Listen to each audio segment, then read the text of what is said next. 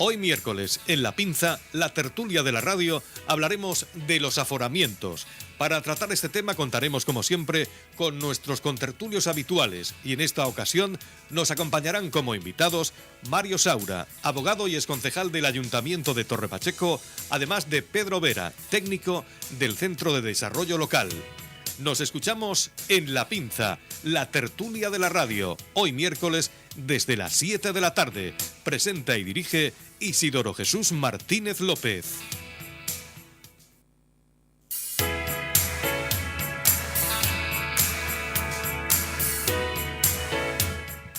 Hola, muy buenas tardes. Les habla Isidoro Jesús Martínez y vamos a dar comienzo ya pasadas las 7 de la tarde. Estamos en las 7:02, 7:03 minutos aproximadamente a una nueva entrega del programa semanal La Pinza. Bien, no me dirán ustedes que para esta tarde no estaba difícil la elección de una sintonía que fuese acorde con el programa elegido. El programa elegido es, por parte de don Jesús Galindo, Los Aforamientos.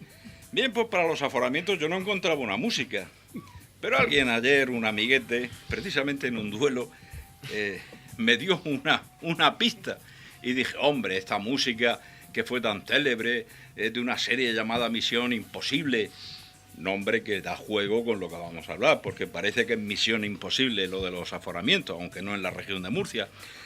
La música la escribió un argentino llamado Lalo Schifrin. Su verdadero nombre era Boris Claudio Schifrin, nacido el 21 de junio de 1932, y hizo esta música, que es un compás, uno de nuestros contertulios seguro que lo adivina. Es un compás de 5/8 muy poco habitual, pero en cambio, como el autor mismo reconoce, es un zorcico, muy típico del País Vasco. Es una danza, un baile solo para hombres, en la que se utiliza el chistu, que es una flauta de 3 agujeros, y el tamboril, que es un instrumento de percusión más pequeño que el tambor. Bueno, pues esta música, que sirvió para la serie televisiva Misión Imposible, emitida por la CBS norteamericana entre 1966 y 1973, España llegó más tarde, yo la he elegido, y creo que con buen criterio, aunque sea mal decirlo por mi parte, para ambientar el tema del que hoy hablamos, que es ni más ni menos que los aforamientos. Para ello vamos a hablar con nuestros contertulios habituales, don Jesús y don Miguel Galindo, y con dos invitados, yo diría que de excepción, de aquí del pueblo, precisamente. Por una parte, don Mario Saura González, abogado, empleado de banca, ha sido concejal del Ayuntamiento de Torre Pacheco, persona sobradamente conocida. Buenas tardes, don Buenas tardes a todos Mario. Y feliz Navidad lo primero. Muy bien.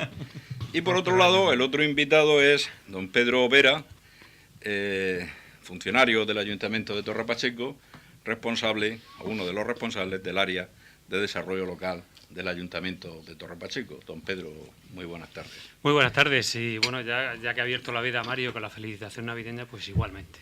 Una extensión de felicitación navideña a todos, que ya una fecha que se aproxima ya. Muy bien, ya nuestro poeta, don Alejandro Aparicio, que esperemos no ponérselo esta tarde tan difícil como la semana pasada. Así que presta el oído y empieza a versar, empieza a componer. Vamos a ver. Muy bien. Don Jesús y don Miguel, muy buenas tardes a ambos también. Buenas tardes. ¿Están ustedes suficientemente fuertes como para hacerle frente a tan delicado tema? Sí, y hasta para comernos un cordial después. Bien, pues eso es posible. Bien, los aforamientos, con independencia de que después los contertulios, me imagino que lo explicarán, se dice de aforado de la persona que ocupa un cargo público o que ejerce una determinada función, y a la que se le otorga por ley el privilegio de que sus actos, presuntamente delictivos en principio, en lugar de ser enjuiciados por tribunales de primera instancia, lo sean por tribunales superiores. Esta condición la tienen en España, cuando hablamos de esto pensamos que solamente la tienen los diputados y senadores, o los diputados de las comunidades autónomas, algunos, pero es que también la tienen los jueces, magistrados y fiscales. Si dejamos a salvo la figura del rey, que es irresponsable jurídicamente, según el artículo 56 de la Constitución, y que no puede ser sometido a juicio.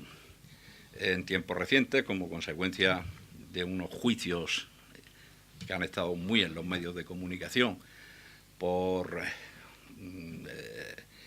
yo lo diré, no me sale el nombre. Reconocimiento de paternidad no, pero iba al de Mallorca, que no me acuerdo ahora mismo. El caso Nos. Pues resulta que se hicieron algunas reformas en la ley y nos encontramos, porque bueno, la princesa también está aforada, la reina también está aforada, etcétera, etcétera, etcétera. Aparte del presidente del gobierno, de los ministros y un largo etcétera. Se hablaba de 17.000 y pico aforados en España. Sí, es algo menos. Son 17.000 entre 12 y 14.000. Vale, tanto da. Bueno, vamos a empezar.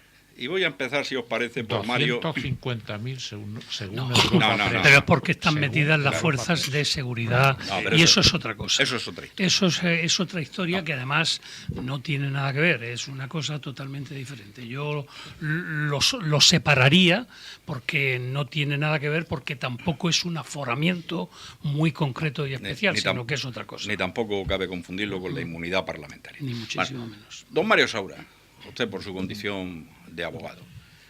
Es verdad que en la doctrina científica, como decimos los juristas, ni mucho menos todo el mundo está conforme con los aforamientos, hay voces disconformes. Díganos usted su opinión al respecto. Sí, efectivamente. De hecho, hay unas últimas sentencias del Tribunal Constitucional y también del Tribunal Supremo en la que se hace una crítica también sobre el tema del aforamiento. Perdona, cuyos miembros, dicho sea de paso, también están aforados. Efectivamente. Junto con el Tribunal de Cuentas, Consejo de Estado, etcétera. Consejo de Estado, miembros del Consejo de Ministros, consejos de gobierno de las comunidades autónomas, parlamentarios de las comunidades autónomas, a excepción de aquellas que ya han iniciado la marcha atrás. Murcia ha sido la primera. Murcia, que ha sido la primera, y donde ese aforamiento se ha perdido, o digamos que se ha pactado el que no se lleva a cabo. Efectivamente, como comentaba el contertulio al inicio de estas manifestaciones, el aforamiento supone una excepción a la regla general que nosotros decimos en derecho del juez predeterminado por la ley. Es decir, el artículo 24.2 de la Constitución española establece que todos los españoles somos iguales, eso lo dice el artículo 14, somos iguales ante la ley, pero además el artículo 24.2 dentro de la tutela judicial efectiva, en el desarrollo de este artículo, dice que uno de los derechos dentro de la tutela judicial efectiva es el derecho al juez predeterminado por la ley. Es decir, que nosotros seremos juzgados en caso de comisión de ilícitos penales. Y luego veremos también la parte civil, porque eso también es bastante interesante, sobre todo en la extensión material del aforamiento, que también es muy interesante y que creo que debemos debatir. Pero dice que nosotros sabremos con antelación a la comisión de los hechos delictivos qué órganos jurisdiccionales nos podrían enjuiciar. El común de los mortales, ante un ilícito penal en el sistema judicial español, nos dirigiríamos a los juzgados de instrucción y los juzgados de instrucción a los juzgados de lo penal, y lo haríamos en función de lo que se establece que es la competencia territorial. ¿Qué es la competencia territorial? Bueno, pues la competencia territorial es la que, en función de dónde se produce el delito, en función de dónde se lleva a cabo, pues la que nos dirige a ese juzgado de instrucción y a ese posterior juzgado de lo penal. Bien, dicho lo cual, hay excepciones a esta regla general que supone o que se engranan dentro de lo que es el aforamiento. Esas excepciones hacen que determinados miembros de los gobiernos, determinados miembros de la curia judicial y parlamentos, hasta 14.000 personas en España, o 14.000 y algo, no serán juzgados ante casos de ilícito penal, no serán juzgados ante el juez, digamos, que juzgaría al resto de los españoles en caso de que cometieran los mismos hechos. Serán juzgados ante tribunales superiores, decimos Tribunal Superior de Justicia o el Tribunal Supremo para determinados aforamientos muy específicos. Lo determinante en este caso y es que en la Constitución española está previsto ese aforamiento para la Casa Real, para el rey y la Casa Real y los miembros del gobierno. Pero por extensión y por desarrollo no constitucional, sino desarrollo de la Constitución, pero mediante normativa y legislación no constitucional, se conoce como bloque constitucional, pero no es la Constitución, se ha ido ampliando estos aforamientos. Una vez dicho lo cual, y por no seguir ahondando en la doctrina judicial al respecto y ir un poco a lo que es la parte que creo que más nos interesa, que es la parte de si es justo o injusto, la pregunta que me hacía al inicio Isidoro, yo entiendo de mi modesto punto de vista que la previsión constitucional tuvo su punto de partida en una situación en España muy concreta, en una situación de transición política, en una situación en la que, poco más o menos, lo que se pretendía un poco era preservar las principales instituciones de la acción de un juzgado de instrucción. ¿Por qué? Pues bueno, porque tampoco en aquel momento, y siendo francos, pues se venía arrastrando un sistema judicial de un antiguo régimen, ancien régime, un régimen anterior, y se podía pensar o se podía dar a entender que la judicatura no iba a hacerlo, no estaba controlada o de la forma que posteriormente se ha descubierto como un sistema perfectamente independiente. Eso hacía pues, que determinados aforamientos quizás tuviesen algún sentido. Posteriormente, con la evolución del tiempo, se ha ido ampliando, como hemos dicho, estos aforamientos y ya no tiene ningún sentido práctico el que se haga, máxime cuando hay miembros del Consejo General del Poder Judicial que también se eligen por parte de los propios parlamentos, que son además quienes gozan de esos aforamientos y quienes terminan siendo juzgados muchas veces por los propios tribunales superiores de justicia y por el Tribunal Supremo. Entiéndaseme que no estoy lanzando ningún tipo de acusación velada ni estoy diciendo, pero sí estoy poniendo de manifiesto hechos que son constatables. Es decir, elección del Consejo General del Poder Judicial, parte de esos miembros también por parte del Parlamento y posteriormente aforamiento. No casan con la suficiente fuerza con la que debiera. España es un país perfectamente que converge con las normas democráticas y con las normas jurisdiccionales, que tiene, desde mi punto de vista, importantes caminos por delante. No solamente el tema del aforamiento, sino el tema del Ministerio Fiscal. El Ministerio Fiscal no tiene ningún sentido que no sea totalmente independiente, como existe en los países anglosajones, y que no tenga su propia elección independiente de los gobiernos. Pero creo que en el tema del aforamiento, una vuelta atrás, un repensar los fundamentos de los mismos, una reducción a la expresión constitucional, a ese sentido inicial, creo que sería muy aprovechable y sobre todo pues nos permitiría por lo menos dar una sensación de cara al pueblo, de cara al ciudadano, de que efectivamente todos somos iguales. Ahora iremos, si te parece, Mario, a los fundamentos del aforamiento. Vamos a dejar que Pedro Vera, que es el otro contertulio invitado, nos dé su opinión y ya entramos en ronda de debate.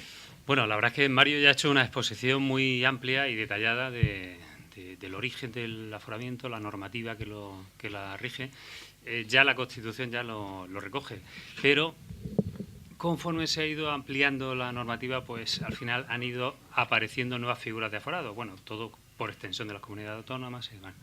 Y una duda que nos puede surgir es, yo a veces creo que en el tema del aforamiento, bueno, en principio, si le preguntamos a la gente de la calle, el aforamiento no sabe exactamente lo que es, pero dice, eso es un privilegio de los políticos. No sé exactamente, pero algo relativo con que el juez le va a pasar la mano o no lo va a tratar, no lo va a juzgar debidamente.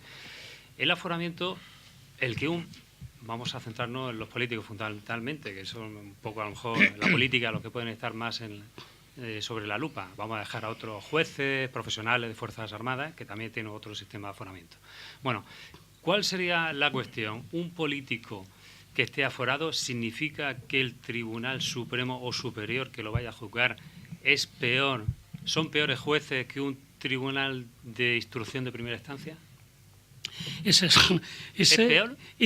es el problema que yo creo que con haber puesto la lupa sobre el tema de los aforamientos ha producido. Es decir, lo que tú acabas de decir es lo que creo que se ha producido, porque a la hora de manifestarnos da la sensación de que si te va a juzgar el Tribunal Supremo, pues que vas a salir beneficiado. Claro. Cuando yo pediría, fíjate lo que te digo, yo pediría ser juzgado por el Tribunal Supremo. Siempre, a todas luces. Porque entiendo que los magistrados que hay en el Tribunal Supremo, aparte de su preparación, tienen realmente una posición mucho más independiente que la de un juzgado de primera instancia de un pueblo, con perdón, una ciudad pequeña en donde se conoce todo el mundo y donde se toman las cervezas, por así decirlo, en el bar de la esquina, con todos los respetos del mundo, ¿eh? Uh-huh. Y por supuesto con la presunción total de imparcialidad, que eso no lo dudo. Sigue, perdona. Sí. Sí, me parece muy bien, sí, perfecto. El matiz que has hecho es precisamente donde yo también quería llegar. El tema del aforamiento suena un poco escandaloso, pero a lo mejor tiene su cierta lógica, ¿no? De que cierto, en el origen, la Constitución, de que puedan tener cierto límite para que ciertas cuestiones las tenga, las juzgue un tribunal superior o supremo. Aparte estamos hablando son juzgados, órganos judiciales colegiados. Y además, como dice muy bien, que efectivamente allí la decisión son jueces muy profesionalizados y ajenos a la noticia local. Ahí debo matizar, los magistrados y jueces de primera instancia también son muy profesionales. Efectivamente, también. Mario también. Me dice que sí con la cabeza. Y por eso yo vuelvo a la primera pregunta. Porque la cuestión es de mucho más, creo yo que es mucho más de fondo. Y por eso vuelvo a la primera pregunta. ¿Es peor un juez de instrucción de primera instancia que te juzgue el Tribunal Supremo? Bueno, ni peor ni mejor. No creo que sea. Vamos a ver. No es esa la cuestión. Vamos a ver.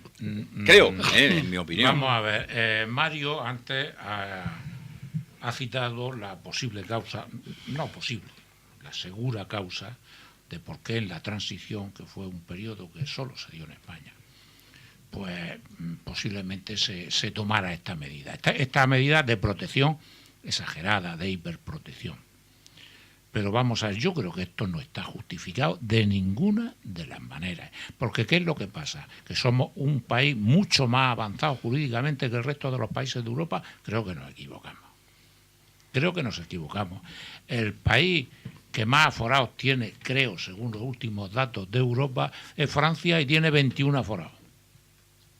Sí, Francia solamente tiene el presidente de la República, el primer ministro y los ministros. Por 14.000 nosotros creo que la diferencia es apabullante. Vamos, Inglaterra, el Reino Unido, nadie. Estados Unidos tampoco. Nada. En Alemania tampoco, nadie. Italia 1. No, en Alemania el presidente de la República. Italia 1 o 2. Portugal el presidente de la República. 1 o 2 nada más. Nosotros 14.000. O sea, ¿qué pasa? Que nosotros somos más mejor país que el resto de Europa con esto de los aforados. Yo creo que nos estamos equivocando.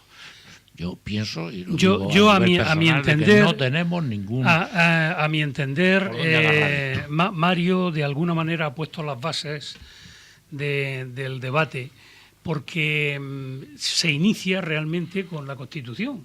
Se inicia con la Constitución del 78, ¿no? donde aparece no sé si es el 70, 71 o así el artículo que habla de los aforamientos, pero en ese artículo, como bien ha dicho él, se circunscribe específicamente a un número que a día de hoy, no en entonces, a día de hoy nos hemos metido en 2.500 aforados políticos. 7.000 y pico son de la carrera judicial, pero 2.500 son políticos. Eso no lo había en 1978, ni muchísimo menos. Es decir, no lo había ni antes de la Constitución del 70. No lo había. Había también aforados. Bien, sí, había, pero menos. ¿Qué ocurre? Que con el estado de las autonomías, pues lo que se ha hecho es ir extrapolando lo que a nivel nacional existía en cada una de las comunidades. Y claro, si cada una de las comunidades tiene un parlamento y tiene un gobierno autónomo y tiene 40 diputados, 70, 150, etcétera, etcétera, va sumando defensor del... Bueno, hablo del defensor del pueblo, pero es que el defensor del ciudadano de la comunidad también existe. Existen el los defensor del pueblo y los defensores del pueblo, de las comunidades, también están por eso aforados. digo. Los presidentes de los... hay un tribunal de cuentas y en las comunidades autónomas se le cambia el nombre y es el Tribunal Económico Administrativo, o no me acuerdo cómo se llama. También están. Realmente lo que ha sido es un desmadre que, bueno, pues ha dado como consecuencia el que, pues esto es una bola que se ha ido incrementando. Yo lo que también quería decir y manifestar es que Mario lo ha apuntado al principio, y es que cuando la transición, en la época de la transición, la Constitución se conforma, y todos sabemos cómo se conforma y cuáles son las circunstancias que hay en ese momento sociológicas en España, se quiso realmente, eso es lo que yo he entendido a lo largo del tiempo, ¿no? Se quiso blindar, se quiso proteger la actividad política, como ha comentado Mario, porque no sabíamos qué es lo que podía ocurrir. Aquí en España, por ejemplo, hay una cuestión que además ahora, en este momento, donde, digamos, la corrupción y una serie de situaciones bastante desfavorables y anómalas en cuanto a la justicia se están dando como con demasiada frecuencia, por así decirlo,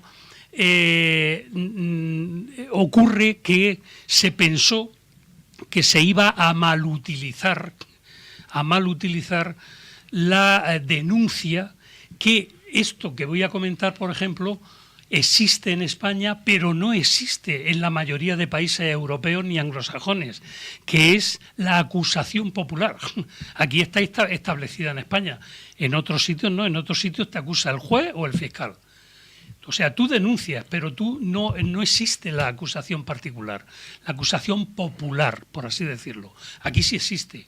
Aquí, ahora mismo, si desprotegemos totalmente a los aforados tal y como están en este momento, y no es una defensa lo que voy a hacer, ni muchísimo menos, que por otro lado quiero decir que no es inmunidad tampoco, que hay mucha gente que confunde aforamiento con inmunidad. Inmunidad sí que hay en otros países, sí que hay hacia ciertos tipos, digamos, de altura política. Aquí no estamos hablando de eso.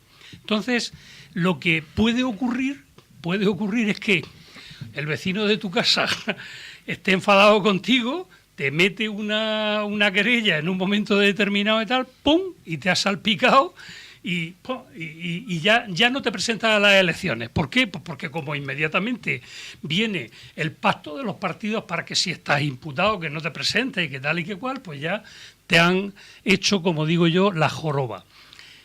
Probablemente los políticos en este momento se están resistiendo por algo así, pero eso no justifica ni muchísimo menos el que debamos mantener el privilegio, y yo sí que le llamo privilegio, a tantísimos políticos. Habría que reducirlo al mínimo. Y yo, por reducirlo, me quedaría con el modelo de Francia, sinceramente. O sea, que la forma el presidente el jefe del Estado, el presidente del Consejo de Ministros y los ministros. Y se acabó. O sea, yo creo, sin pretensión tampoco de ser abogado del diablo, que Pedro Vera también ha puesto antes el dedo en la llaga con la pregunta de, bueno, ¿y realmente un juez de primera instancia, un juez de instrucción, menos profesional que un magistrado de un órgano colegiado, vea ser el Tribunal Superior de Justicia o las audiencias provinciales, que las estamos dejando al margen, que son las que tienen competencia en materia de los delitos dolosos de los cuerpos y fuerzas de seguridad del Estado, del Tribunal Supremo, etcétera? Hombre, la razón, la justificación teórica por la cual existen los aforamientos, con independencia de que tengan poco sentido ya en los tiempos que corren, por una parte es o ha sido, proteger a estos cargos públicos de posibles demandas o denuncias espurias, denuncias falsas, como tú hablabas hace un momento, denuncias injustas o denuncias ilegítimas, y al mismo tiempo, esta era otra de las versiones, evitar que el juez de primera instancia, el juez de instancia, pudiera estar acosado o mediatizado por los medios de comunicación social o por la presión social. Evidentemente, ya en el siglo XXI, y bien entrado el siglo XXI, y después de lo que haya oído en España, sobre todo con los temas de la corrupción, mantener estas teorías dicen muy poco. Yo personalmente, hombre, no voy a decir lo que dijo Cayo Lara cuando se discutió en el Congreso, dijo ni un aforado, pero bueno, él se refería a que ni siquiera al rey, pero un poco de mesura si podríamos tener a la hora de conceder estos privilegios. Y yo creo que podríamos ya a estas alturas, porque la transición, no, hablamos de la transición, pero es que la transición está ampliamente superada en España. Por Dios, han pasado ya 40 años. No podemos estar hablando de la transición permanentemente. Sirvió, fue un hecho indiscutible, pero hoy ya no tiene razón de ser. Entonces yo creo que con que, mi opinión personal, que con que estuviese aforado el presidente del gobierno, los ministros y poco más, lo que dice la Constitución. y poco más, es que incluso, pues habría bastante. Es que incluso tú has hablado del rey. Es que incluso no, pero el rey lo he puesto no como un aforado, sino porque el rey o la reina son jurídicamente irresponsables, vale, es decir, no pueden ser juzgados. Vale, pero esa es otra cuestión. Pero perdóname, en el resto de las casas de la realeza europea resulta que un rey presenta su dimisión, como el nuestro, y automáticamente pierde el aforamiento. Claro, pero y aquí inmediatamente... No. Aquí inmediatamente... Perdona, cuando abdicó Juan Carlos I, inmediatamente se hizo una reforma del aforamiento para que incluyera a los ex-reyes, por lo que estoy diciendo, etcétera, pero etcétera. no existía. O sea, que aquí No existía. Vale, pues bueno, sí, los hemos blindado, los hemos protegido. En lugar de avanzar en ese aspecto, vamos atrasando. O sea, en el resto de casas europeas, ¿cómo está? Pierde el aforamiento. Bueno, pues nosotros se lo oponemos. Coño, no, pero esa es otra cuestión, Miguel, que nos llevaría al planteamiento. Hace 40 años pero esa es otra se hizo la transición. Y yo hago esto solo a nivel de pregunta. Pero aquí la fórmula encaja. A mayor nivel de aforado, un más alto índice de corrupción. Eso se está cumpliendo en España. ¿Es una casualidad? Pues yo no creo, vamos a ver, yo no sé lo que opinará Mario, pero yo personalmente, sinceramente, no creo que tenga una especial relación el aforamiento con la corrupción. Pues yo creo que la corrupción depende de otros muchos factores. Ahí sí que discrepo totalmente, pero totalmente. Yo creo que depende. No tiene nada que ver. Habrá aforado sin vergüenza. Claro, y habrá aforado bellísimas personas. Vamos a dejar a Mario. En cuanto al tema del futuro, en cuanto al aforamiento, y no solamente porque lo pensemos, sino porque además es una cuestión que es palpable socialmente. Es decir, como todos sabemos, desde cambiar un poco el tema de las fuerzas políticas a nivel nacional, entró en escena los nuevos partidos políticos, Ciudadanos, Podemos. Este tema en el Congreso pues ha estado candente y en los parlamentos ha estado candente. Además de eso, el Consejo General del Poder Judicial, a través del informe que hizo del anteproyecto de la modificación de la reforma de la Ley Orgánica del Poder Judicial, también informa este caso a las Cortes diciendo expresamente que se debe reducir sustancialmente el número de aforados, dejándolo exclusivamente a los que aparecen en la Constitución. Ruiz Gallardón, perdona, en la reforma que iba a decir. Que quiso reducirlo a 21 o a 22 y entonces cuando Cayo Lara y dice ni uno. Efectivamente. Vale, perdona que te haya pisado, no sabía que... pero que quiero decir que existe un acervo, pero es que el Tribunal Supremo, es más, el Tribunal Supremo también en reciente sentencia del 3 de junio, reciente, de hace 3 años, 2014, también con respecto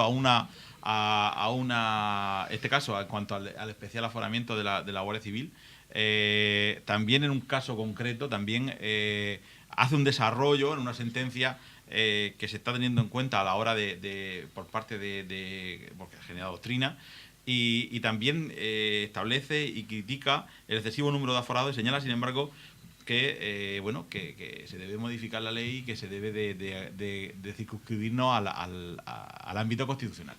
Lo dice el Tribunal Supremo, lo dice el Consejo General del Poder Judicial, lo están diciendo los partidos políticos. Quiero decir, la sociedad está sensibilizada con el tema. Es cierto y verdad que no es que un juez de primera instancia vaya a hacerlo yo no mejor. conozco ningún escrito del Consejo General, a lo mejor existe, del Consejo General del Poder Judicial ni del Tribunal de Cuentas diciendo queremos que nuestros miembros dejen... Efectivamente. Concretamente, lo que lo hace el Poder Judicial lo hace en el informe que se presenta al anteproyecto de la última reforma de la Ley Orgánica del Poder Judicial. Hay un apartado en el cual recoge y critica el exceso no tanto a nivel de los que ya aparece a nivel constitucional, sino a nivel de cuerpos y fuerzas de seguridad del Estado y a nivel de los aforamientos especiales que existen con respecto a las comunidades autónomas. O sea, que le van a quitar el aforamiento a los jueces de paz. Y ya está. Si es que alguna vez lo han tenido. Claro, el juez de instrucción no es que sea peor que el juez, pero yo ahora mismo estoy pensando en relación a lo que comentaba Isidoro, y es un hecho constatable, el pobre juez Castro, si de aquellas le hubieran el hombre pues tuvo que aguantar históricamente ahí, porque fue un juez muy íntegro, me parece, desde mi punto de vista, que la instrucción, estamos hablando de la instrucción de una de las piezas separadas del Palma Arena, que después resultó en el cual en esa instrucción resultó como inculpado el señor Urdangarín, que después fue juzgado por la audiencia de Palma. Pues José Castro, un señor ya mayor. Pero el suplicio del juzgado de instrucción de Palma, hasta que eso llega a la audiencia provincial, ahí soportó una carga muy importante. No, efectivamente, por eso lo decía, en relación a lo que estamos con los periodistas esperando al juez o al magistrado a la salida. Efectivamente, en relación a la segunda consideración que hacía muy acertadamente Isidoro, en cuanto al tema de que un juzgado de instrucción puede soportar menos la presión que un Tribunal Supremo. Sí que es verdad que el Tribunal Supremo y los Tribunales Superiores de Justicia tienen una especial visión, una especial meticulosidad a la hora de la admisión de los recursos, porque no olvidemos que quien admite el recurso los recursos y las demandas y las querellas a nivel de instrucción es el mismo juez de instrucción, mientras que a nivel del Tribunal Superior de Justicia, a nivel de los Tribunales Supremos, pues las salas son las que admiten o no admiten. Es decir, que es una decisión siempre hay un doble filtro, y eso ayuda también a que las querellas infundadas pues puedan tener su fin en ese momento. No creo tampoco que el juez de instrucción, efectivamente... Yo no creo, Mario, y vamos a decir esto y pararemos unos minutos, porque tiene que entrar la publicidad. Hemos tenido casos recientes, por ejemplo, en la región de Murcia, para no irnos a sitios más desconocidos, que han estado y están en manos del Tribunal Superior de Justicia de la región de Murcia, donde, en mi opinión, hay excelentes magistrados en cualquiera de sus salas, y en especial en la sala de lo penal. Yo no creo que la presión que hayan sufrido estos magistrados fuera menor que la que podría estar sufriendo un juez de instrucción. No, en Murcia no, pero sin embargo en Madrid. No, pero no sé distinto. si se me entiende. Sí, es decir, un juez de un pequeño pueblo, hoy ya no hablamos de un pequeño pueblo, si hablamos, por ejemplo, de San Javier, que abarca una demarcación territorial bastante grande, estamos hablando de un espacio importante a nivel territorial. Yo creo que puede sufrir la misma presión que pueda sufrir el presidente de la Sala de lo Penal del TSJ de Murcia. Creo, ¿eh? Ahora, ¿qué es lo que pasa? Porque además la distancia es la misma. Tampoco cualquiera que pase por la puerta entra en el juzgado de San Javier a hablar con el magistrado, si ni siquiera los abogados muchas veces... Yo estoy totalmente de acuerdo contigo, en donde sí que creo que hay un salto cualitativo importante, no cualitativo, perdón, la palabra está muy mal, es más bien cuantitativo en cuanto a distancia, es con el Tribunal Supremo, por una razón, y es que Murcia, al final... un magistrado del Tribunal Superior de Justicia de Murcia es un magistrado que ha estado en la audiencia provincial, que ha estado en el juzgado de primera instancia de la calle Junterones o de alguna manera, digamos, permanece allí, simplemente que ha ido ascendiendo, pero tiene un núcleo y bueno, me quiero referir a una anécdota porque lo considero una anécdota, la que ocurrió cuando sacaron una foto de el magistrado con un amigo del presidente, que se estaban tomando una cerveza en la plaza de Santo... No, si no era Santo Domingo sería la Plaza de las Flores, creo recordar. Bueno, esto ya es llevar las cosas a claro, evidentemente. Pues eso, sin embargo, en otra instancia más superior, como es el Tribunal Supremo, no ocurre realmente. Ese tipo de circunstancias yo no ocurre. creo que sea tan complejo, a lo mejor, que un magistrado del Tribunal Supremo pueda ser sorprendido en una cafetería de Atocha tomándose un café con... En fin, yo creo que estas cosas también a veces es que cuando desbordamos vamos más allá de la realidad. Vamos a volver enseguida. Teo, hacemos una pequeña pausa. Bien, pues ya estamos aquí de nuevo, son las 8 menos 20 de la tarde. Vamos a seguir con este tema que yo creo que es un tema muy interesante, el de los aforamientos.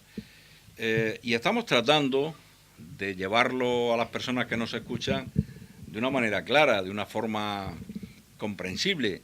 En cualquier caso, también están abiertos los teléfonos de la radio para que, si quieren, que nos llamen y nos pregunten, o a través de las redes sociales, que Teo inmediatamente nos pasaría la llamada o la pregunta que se nos formulara. Vamos a ver, Mario, que te veo muy estudioso con el tema. Vamos a ponerle ya los cascabeles al gato. Vamos a hablar con toda la precisión y con toda la soltura. Con precisión se ha estado hablando, con soltura, digamos. En términos actuales, y olvidándonos incluso en la medida de lo posible de la corrupción que ello ya nos lleva a una mediatización intelectual, ¿se puede considerar hoy día una canallada que existan aforamientos? Yo personalmente pienso, canallada. Yo pienso que el aforamiento... Traducamos canallada por injusticia. Injusticia, sí. Yo pienso que los aforamientos hoy en día no tienen sentido. Es decir, hoy en día el aforamiento no tiene sentido más allá de bueno, pues de evitar que el juzgado de instrucción, que puede juzgar a cualquier vecino por la comisión de un hecho delictivo en ese territorio por razón de la competencia, porque no olvidemos que la competencia territorial es importante. Es decir, no es lo mismo cometer un ilícito penal en Navarra que cometerlo en Murcia. Es decir, y cuando digo no es lo mismo, no nos van a juzgar en el mismo órgano judicial. Entonces, partiendo de esa base, entiendo que los aforamientos hoy en día es buena una justicia porque quiebra el principio de igualdad de todos los ciudadanos. Pero el principio de igualdad en su sentido más amplio. Es decir, ¿es posible la práctica del principio de igualdad a la hora de que todo el mundo nos juzgue el juez predeterminado por la ley, el juez que realmente nos corresponda en igualdad a todos? Pues sí, es posible, porque el sistema judicial español, y hemos hablado esta tarde aquí, está suficientemente capacitado para poder hacerlo. Es un sistema que todo el mundo conocemos, que sabemos a qué nos va a tenerlo, y por tanto no tenemos que tener ninguna duda de que se va a cumplir de la mejor manera posible. Partiendo de esa base, ahora, ¿hay determinados cargos que recoge la Constitución que puedan estar justificados? Pues mire, yo entiendo que el Parlamento y los, digamos, principales órganos de gobierno estatales, pues deben de tener ese aforamiento por varios motivos. Recordemos que el aforamiento va aparejado, dice la Constitución española, también del consentimiento por parte del Parlamento para que esa persona pueda ser juzgada. No hemos hablado del suplicatorio. Efectivamente, el juzgado, en este caso, el juzgado de instrucción central o los tribunales superiores de justicia, cuando reclaman el cumplimiento reclaman una instrucción penal de un miembro del Parlamento español, pues primero hace un suplicatorio, eso se lleva a la mesa del Congreso y se lleva a votación para que efectivamente determinen si la causa debe ser enjuiciada o no. Por tanto, hay un primer filtro. filtro. Eso es importante. Y es importante porque nos vamos a encontrar con querellas, digamos, infundadas, o que lo que pretendan es minar la acción política de un parlamentario. Pero fuera de ahí, fuera de esa circunscripción muy concreta, en el resto de casos entiendo que no tiene mayor razón de ser el tema del aforamiento. Siguiendo con lo que comentaba Isidoro al inicio, fue el ministro Ruiz Gallardón, el cual efectivamente en 2014 defendió la reducción de la cifra de 17.621 a 22. Pero no porque considerara que la institución era un privilegio, lo dijo textualmente, sino porque la ciudadanía lo percibía como tal. Es decir, no existía un convencimiento en ese caso por el ministro de Justicia entonces, sino que lo hacía porque, en fin, pensaba que la ciudadanía lo percibía como tal. Consideró en aquel momento que los únicos aforamientos que debían de subsistir, aparte de los de la familia real, eran los de los titulares de los poderes del Estado, o sea, el presidente del Gobierno, presidente del Congreso y del Senado, el presidente del Tribunal Constitucional y el presidente del Tribunal Supremo, más los 17 presidentes de las comunidades autónomas. En fin, yo me adhiero en la parte de que no solamente se percibe por la ciudadanía, sino que realmente es un privilegio que no tiene sentido, y me adhiero también al acotamiento que en ese momento se hace. Es decir, los principales miembros de los tribunales a nivel nacional y de comunidad autónoma, los tribunales, los presidentes, el presidente del Gobierno, el Gobierno, si queremos las Cortes Nacionales y la familia real, me parece que sería más que suficiente para que se encarguen de sus temas penales, se encarguen los Tribunales Superiores de Justicia y el Tribunal Supremo. Ni que decir tiene que también el tema del aforamiento se abrió a algunos temas civiles y cuestión que fue tratada en el famoso caso de la paternidad del señor monarca emérito. Como todos sabemos, recibió una demanda de paternidad que fue revisada por el Tribunal Supremo en este caso, y que todos sabemos lo que aconteció. Pero bueno, de todas maneras, son casos deberíamos matizar, Mario, si te parece, yo sé que no lo estás diciendo equivocadamente, que en el caso del rey no se trata de un aforamiento.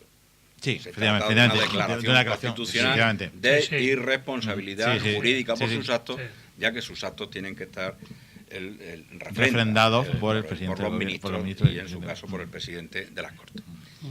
Vamos a ver, yo voy a poner una pregunta encima de la mesa por liar un poco el gas. Históricamente, diputados, senadores, ahora diputados de las cámaras legislativas, etcétera, porque vivimos en un país democrático, son elegidos democráticamente. Bueno, ¿y qué pasa? ¿Que los concejales no son elegidos democráticamente? Sí. Quiero decir, un alcalde y un concejal no es tan hijo de Dios y heredero de su gloria como un diputado a Cortes. Pregunto. Sí, no. Claro, bueno, pues vamos a aumentar, porque rompemos el principio presidente jerárquico. de Es decir, vecinos también. diputados y Claro. senadores, Yo creo Tribunal que debería- Supremo, diputados de la Asamblea Legislativa o de Cortes, según la comunidad, los Tribunales Superiores de Justicia. Claro, los concejales ya, ¿quién? Y los presidentes del APA y las asociaciones Bueno, de vecinos. espera, Yo creo que en estamos España. hablando de cargos públicos. Yo creo que en Oye, España. te estoy preguntando rigurosamente. Que ¿en digo serio? que. No, si yo en serio también. En serio estoy diciendo que lo mejor en España es hacerlo al revés. Señores, hay 21 que no están aforados. El resto están todos. Vamos a hacerlo al revés que en Francia. Más rápido. Hombre, es más rápido y se cuentan mejor. Bueno, yo creo que como reflexión tengo que comentar que estoy totalmente de acuerdo con lo que ha comentado Mario en su última intervención, y realmente yo añadiría algo más, y es que me gustaría quitarle hierro y tratar de no demonizar excesivamente tampoco el tema de los aforamientos. Una cosa es que se nos ha desmadrado, nosotros los que estamos aquí no tenemos ninguna culpa, evidentemente, pero bueno, dígonos a la sociedad española en general, a todos los políticos, comunidades autónomas, parlamentos, etcétera, porque si bien la Constitución decía una cosa, luego esto se ha ido extrapolando y en cada una de las regiones se han hecho leyes propias con los aforamientos propios de cada una de estas comunidades autónomas.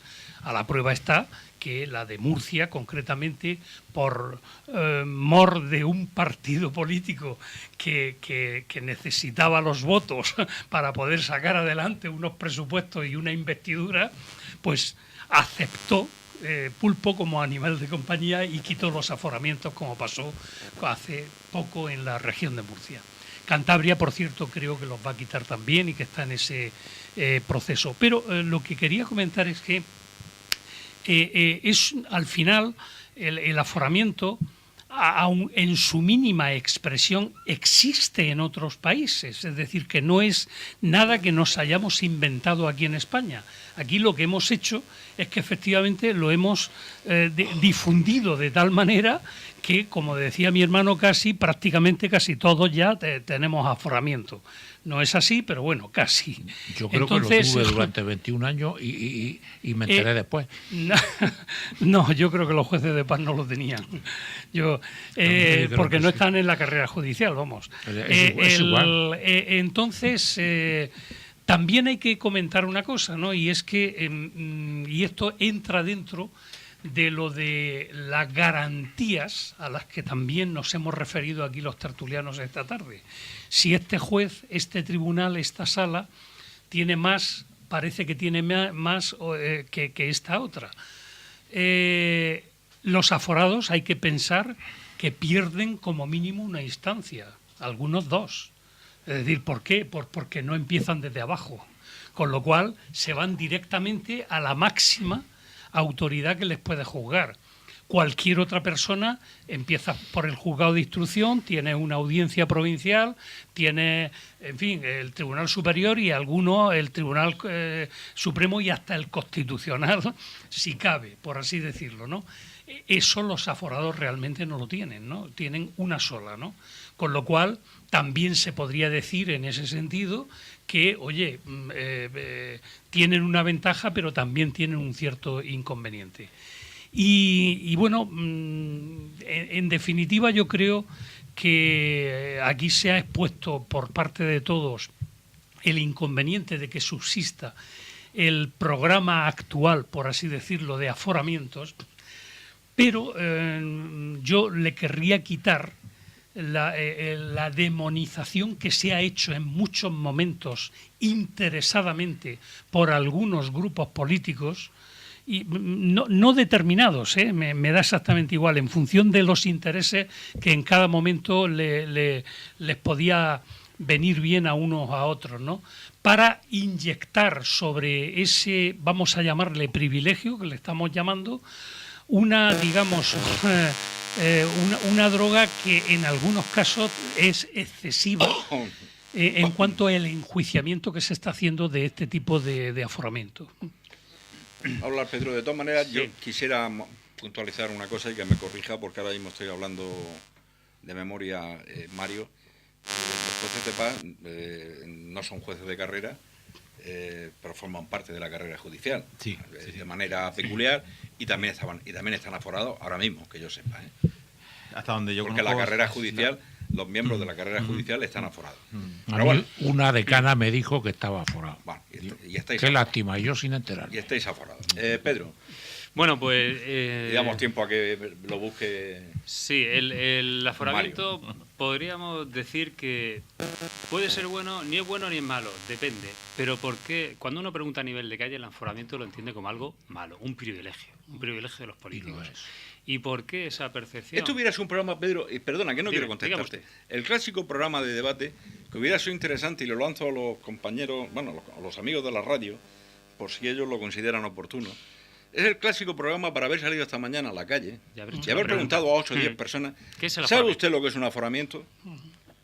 Y hubiéramos tenido una visión de calle, claro. Porque no sé cuántas personas hubieran contestado de una manera...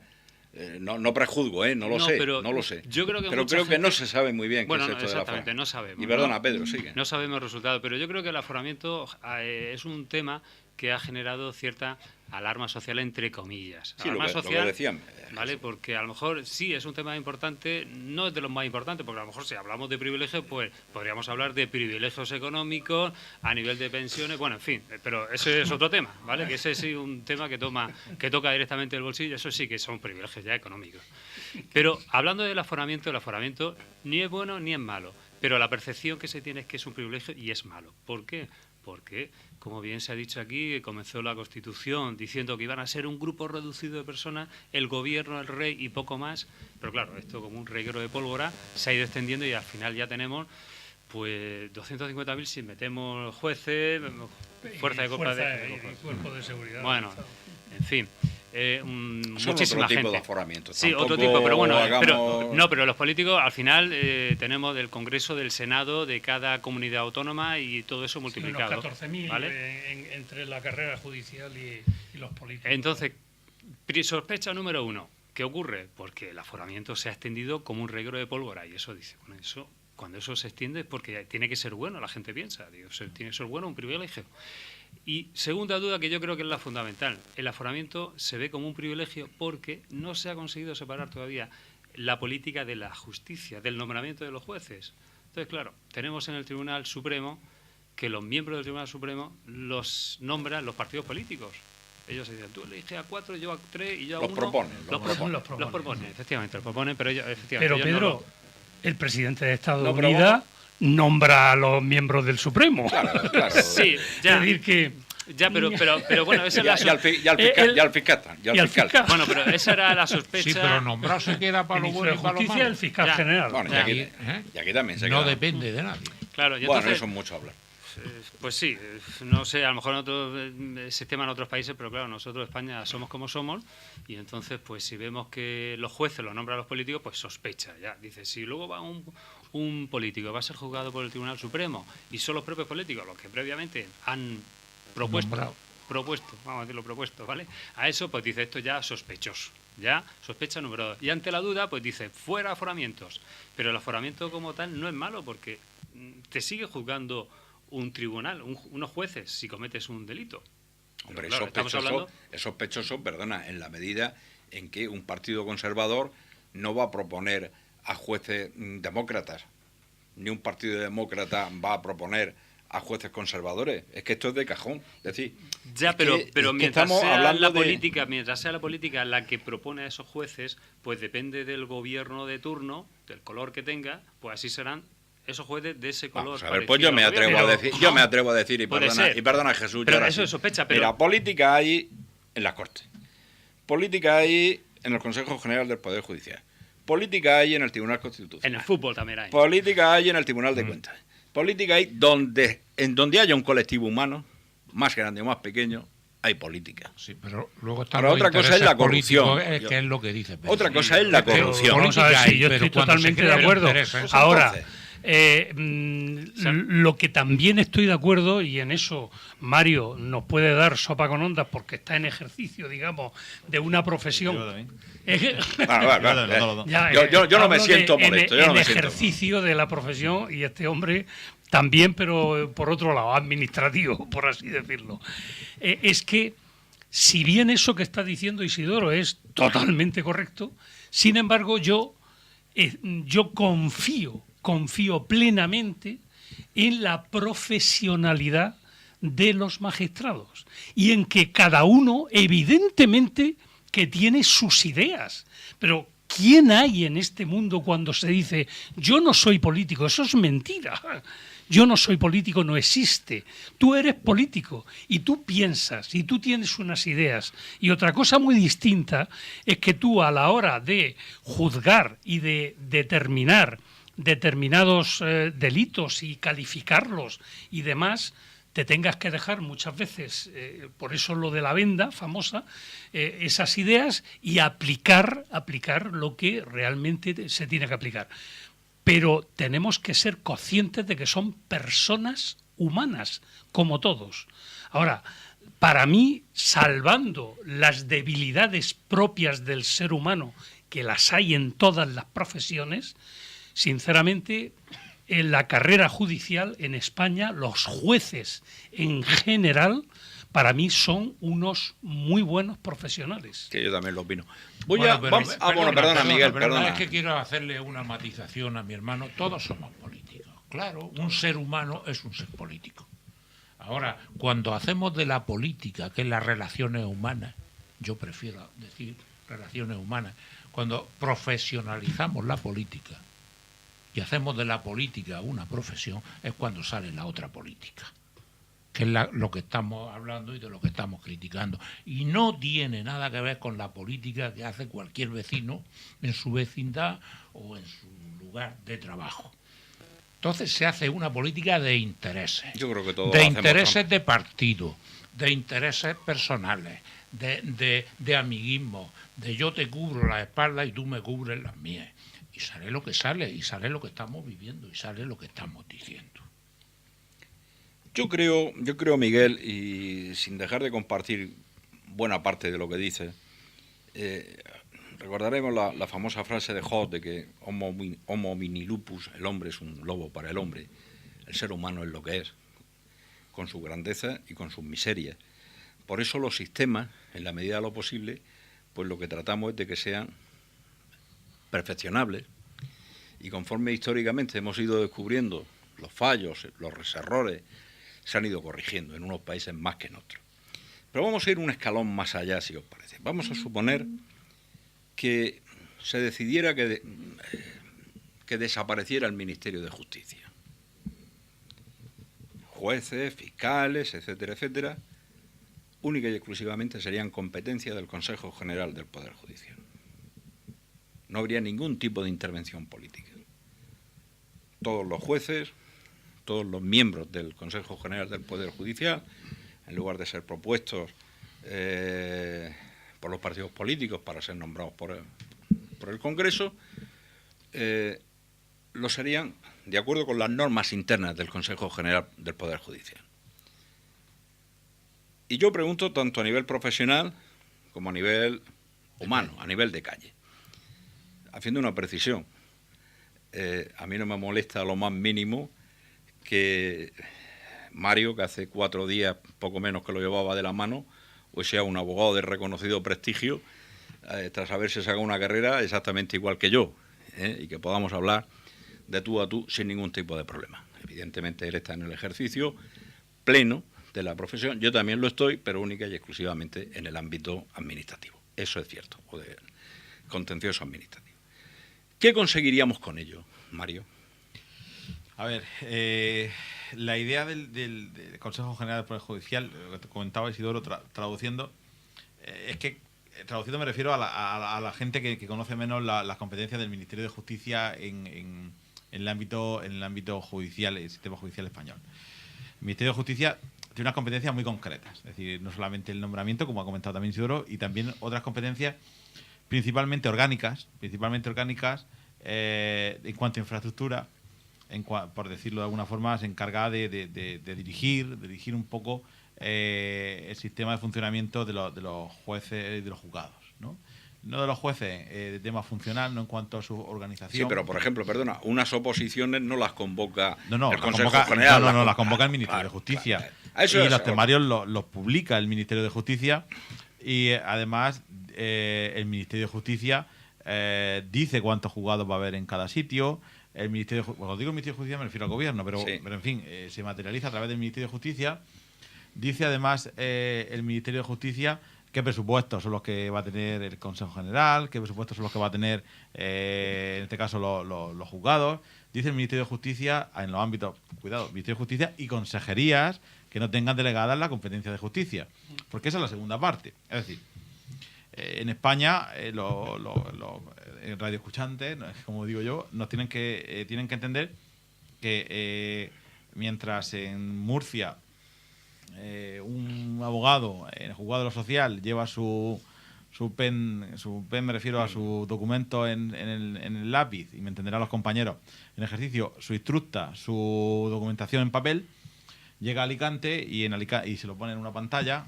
Llega a Alicante y se encuentra con que, bueno, pues no es necesario que usted presente el documento en PEN, porque en esta comunidad todavía los documentos se presentan de otra forma distinta como los presentan ustedes en Murcia.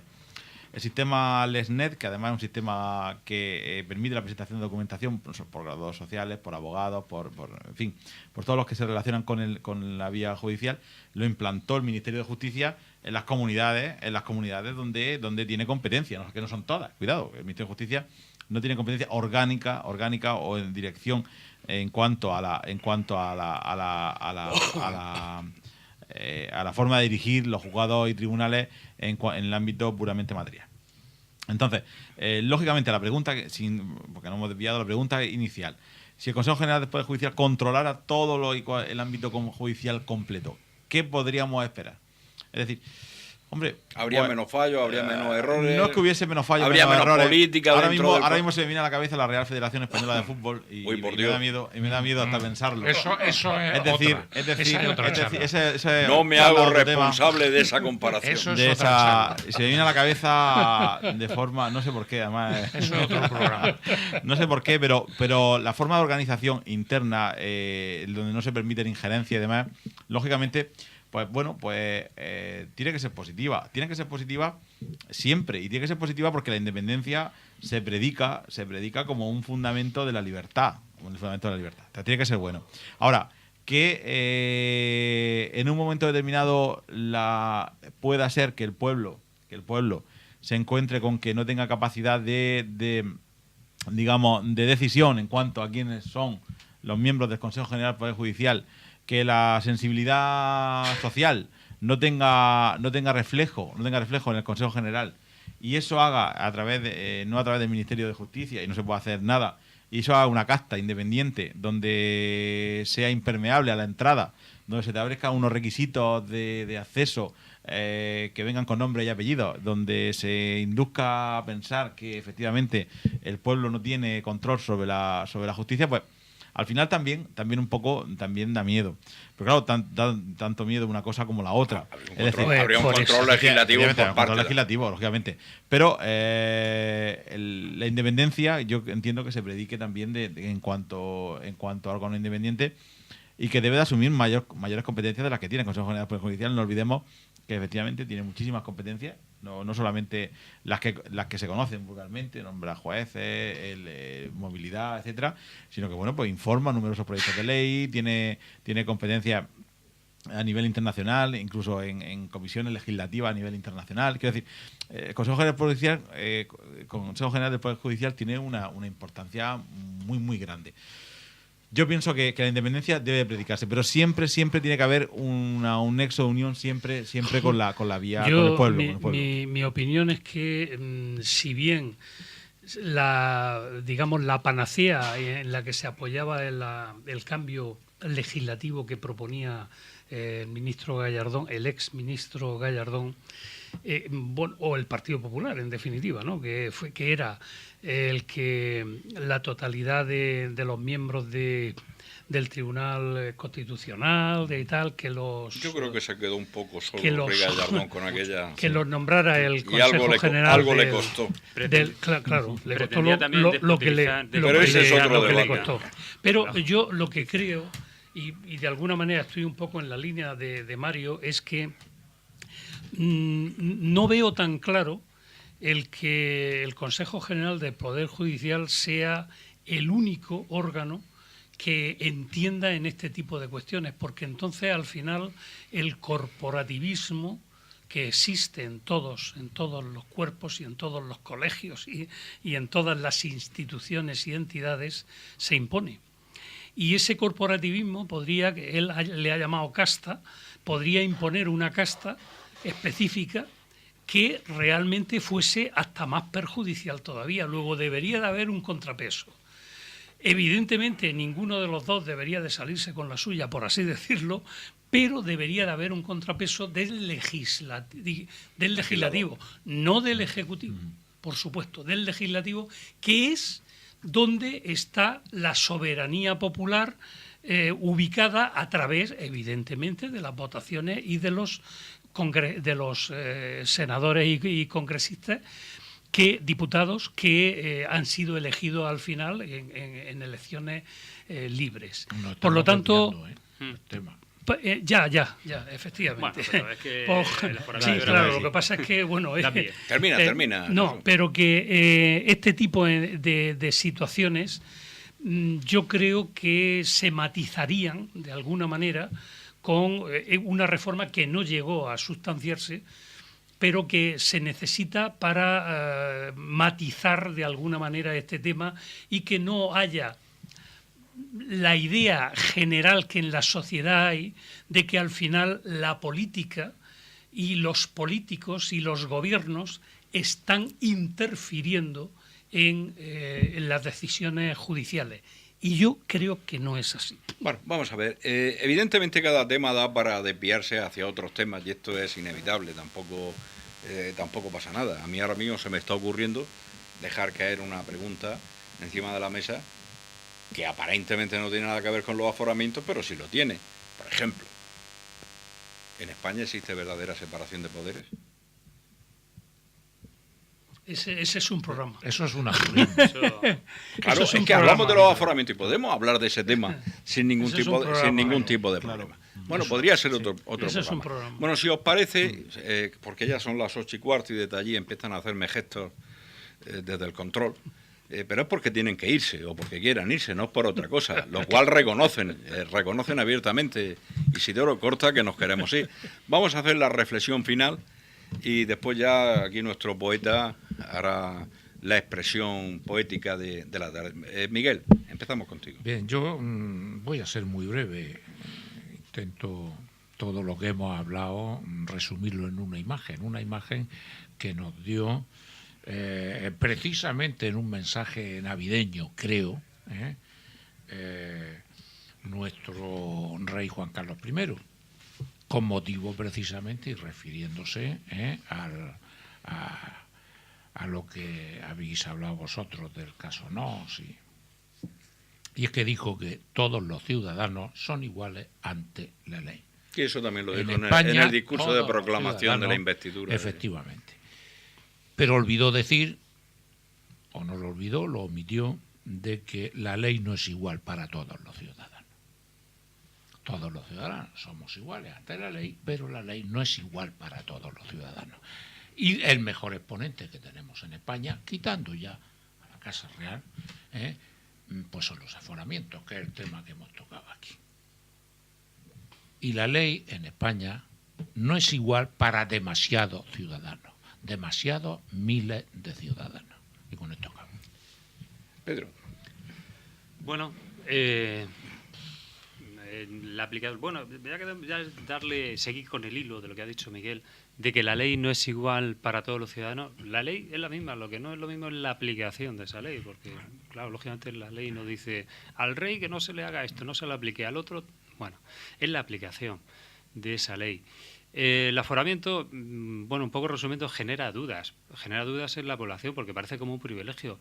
Y yo creo que los políticos ya iniciativas que lo que deberían hacer es no aferrarse a ese aforamiento porque genera dudas y reducirlo a la mínima expresión. Yo el aforamiento hasta lo veo en su origen con cierta lógica, una forma de protegerse de esa posible demanda en un juzgado de primera instrucción, o sea, que no esté accesible, por ejemplo, un cargo político de nivel, un jefe de gobierno, el jefe o el rey, que no estén accesibles para que cualquier persona pueda poner una denuncia en un juzgado, sino que, bueno, tenga que subir un escalón muy superior para poder llegar o interferir en esa carrera política de esa persona, ¿no? O sea, el aforamiento puede tener su lógica y no significa tampoco que esa persona finalmente, si comete un delito, no sea juzgado, porque será juzgado por un órgano colegiado que será el Tribunal Superior de Justicia o Superior o el Supremo o el que sea.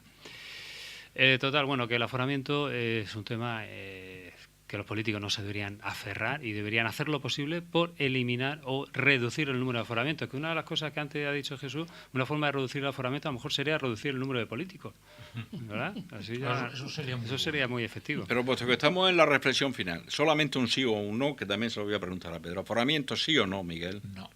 ¿Pedro? No vale sí, intermedio no. Pues sí. Vale, sí.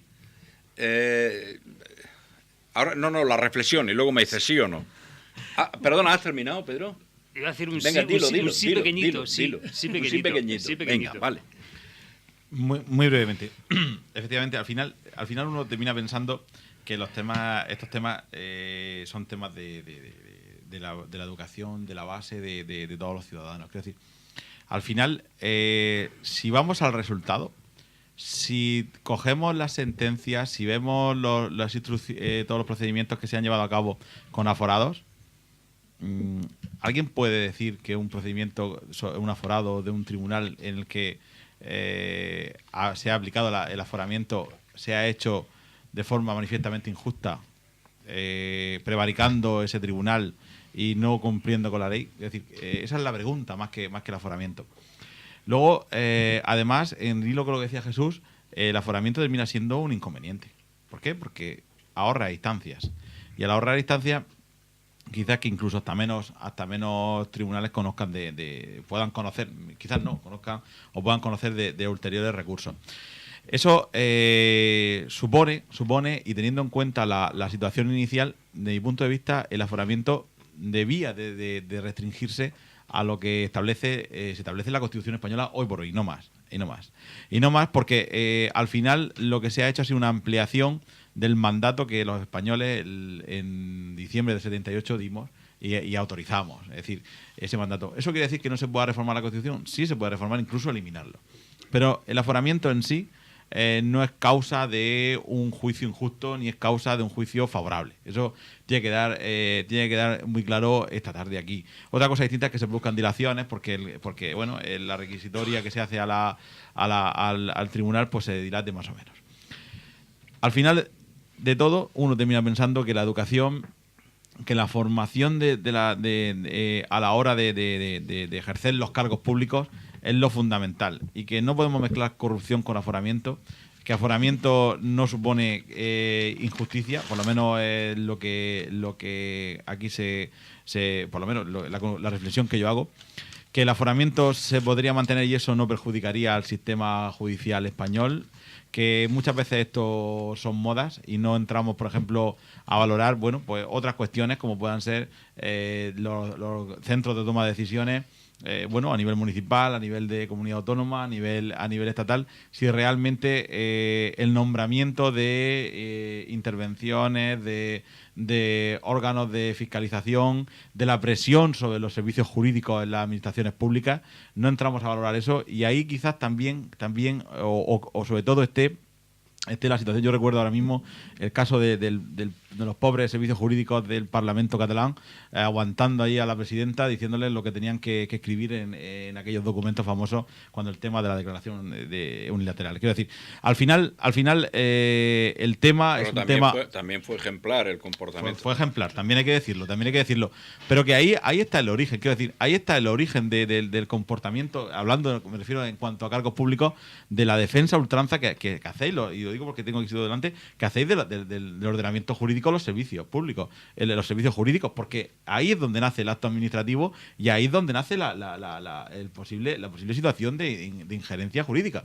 Es decir, que después sea juzgado o no por un tribunal u otro, es decir, al final eso no va a determinar que la injusticia se haya cumplido o no se haya cumplido. Y yo pienso que al final lo que se trata es de mayor educación para ser corresponsables de las decisiones, para que los políticos sean corresponsables, beneficiaría en la reducción de la corrupción, pero no la bajada en aforamiento. ¿Pero sí o no?